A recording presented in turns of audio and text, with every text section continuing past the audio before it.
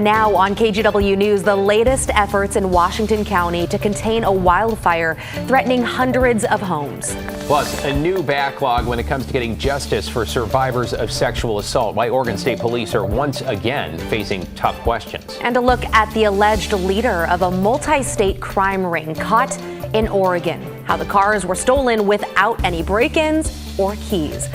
But first, to our top story, a wildfire burning in southwest Washington County has forced hundreds of people from their homes. The Lee Falls fire is southwest of Hag Lake near the community of Cherry Grove, that is just west of Gaston. And while no structures have burned as of yet, thankfully, Level 3 go now evacuation orders still remain in effect. We have live team coverage tonight. Chief Meteorologist Matt Zafino is tracking the weather impact. But we begin with Blair Best, live in Washington County. Blair, what's the latest there?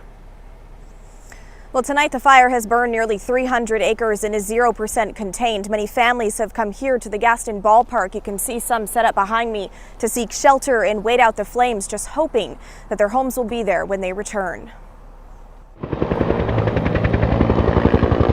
Anxiety runs high in Gaston. Level 3, you gotta go. They don't tell you where to go. They just tell you to get out. That's the worst possible feeling. It's been one of my worst fears living in Cherry Grove is having a fire. Since Thursday, families who evacuated from the community of Cherry Grove have stayed in this ballpark turned emergency shelter. This is the stained glass piece. Among the valuables Denise brought with her.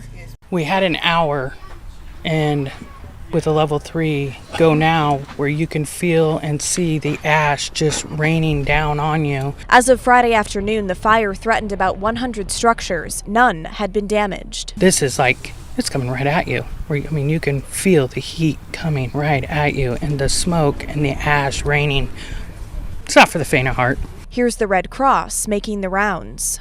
I think that folks might not realize how traumatic it can be to be told last minute to just get out. Our firefighters, since yesterday, overnight, and today, are strengthening the defensible space between the home and where the fire is located. Now, crews have been working for 36 hours to build lines just like this one along the perimeter of the fire. We're here on the hills right outside Gaston. You can hear the helicopters above me, and we can see just how close these flames got to some of these nearby homes. 75% of the fire is wrapped in a dirt line, and crews both on land and in the air work to put out hot spots. If a fire line that has been created either by a bulldozer, hand crew, water, whatever that is, can hold the fire back for 24 hours, then that becomes containment. Until then, all of Cherry Grove is still under a level 3 evacuation. Unfortunately, a part of life that we sometimes have to deal with. It happens in our backyard. It doesn't have to happen in Eastern Oregon. Everybody should really be prepared. All right, now crews will continue to work throughout the night digging those lines around the fire. They'll know tomorrow if it worked and if the fire is contained. We're told it could be days until these families can go back home. David, Christine. Yes, so much uncertainty, but at least the members of that community have each other. Thank you, Blair. We also want to tell you about another blaze that has threatened some homes near Canby overnight that is now under control, with evacuation orders now back down to a level 1. The South End Road fire climbed up a steep hillside off Highway 99E and burned towards several homes at the top of the ridge. Crews worked through the night to keep that fire from reaching the homes. Late this morning, a large helicopter that you see there from the Dalles drenched the fire. Fire crews will now watch the area for the next few days to make sure nothing flares up. The cause of that fire is under investigation. Matt, what you got for us? Hey, Christine, thanks so much. Luckily, most of us are not under evacuations, but we're all at least seeing the impact of these nearby wildfires in terms of the smoke and the haze that is in the sky. Here's the reserve golf course just to the north and east of the Lee Falls fire down in Washington County by Hag Lake. And you can see the haze, but we also had cloud cover today, and the cloud cover did us a favor of keeping the temperatures down a bit. It's down to 79 right now out in Washington County, which is great. Humidity is a little on the high side. It is a bit muggy out there, but the winds are generally light too. That's actually one of the highest wind observations that we're getting right now is 9 miles an hour. You look at the winds, in fact, all throughout Washington County, basically calm. Yamhill, Newburgh, Sherwood, Forest Grove, all calm. There's that west wind at Hillsborough. So we're doing pretty well. Now, in the afternoons, we can get some drainage out of the Coast Range valleys and canyons that head from west to east and come out of the Coast Range into the valley here. So you can see it's a lot cooler at Saddle Mountain at 66, 83 at Hag Lake. So again, that temperature difference will help to fuel some wind coming out of those canyons in the afternoon. But for the most part, we are not looking at a super windy scenario over the next couple of days, which is great. Fires burning all around us, as you know, and there are many, many more if we widen the map out. So it will be warm again overnight tonight with the higher humidity. Temperatures don't drop a lot, but the higher humidity is a good thing. But the winds will be light overnight, and that is key. And the winds will generally be light, except, as I mentioned, where those valleys come out of the Coast Range. They get a little bit gusty in the afternoon. And the really good news is next week, in fact, beginning on Sunday, much cooler air returns to the northwest. Guys? Yeah, appreciate the updates, Matt. Thank you.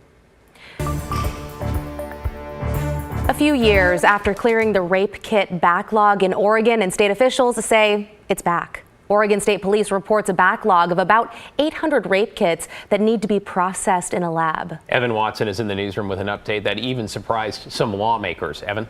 Yeah, David, back in 2018, Oregon State Police announced it had eliminated its backlog of thousands of unprocessed sexual assault evidence kits. That drew nationwide praise. Oregon lawmakers had passed a bill in 2016 that led to changes. But then quietly over the past few years, that backlog has grown again. Delays in testing rape kits can delay justice for sexual assault survivors and help prevent future crimes.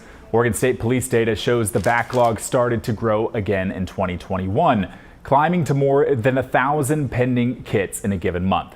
OSP points to staff vacancies and pandemic-related issues as contributing factors. State Senator Sarah Gelser-Bluen said she had no idea the backlog was growing again, calling it heartbreaking.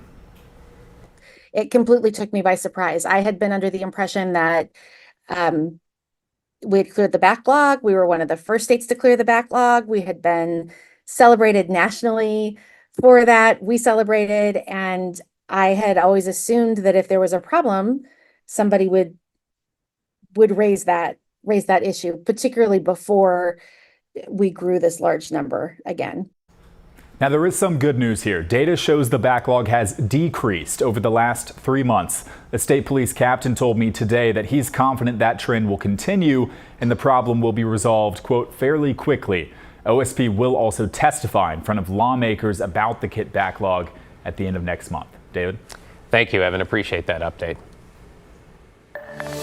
New tonight, a 21-year-old Oregon man has been indicted by a grand jury for his alleged role in a multi-state car theft ring. Eric Adams from Southern Oregon is believed to be the ringleader of a group that targeted several newer muscle cars like Dodge Challengers and Chevy Camaros in the Portland area. Investigators say people in the theft ring would use an easily accessible electronic device to steal the cars without needing the original key. Then they'd sell the cars using social media at a fraction of the price. Adams faces 16 charges, including multiple counts of robbery. More on the bust and the electronic device that was used tonight on KGW News at 11. Wild story. All right, more news headed your way next, including a spirited send-off for some Oregon service members now headed to the Middle East. Plus, it is the final Friday of the 2024 Paris Games, and Team USA on track to make Olympic history. A recap of today's big highlights next.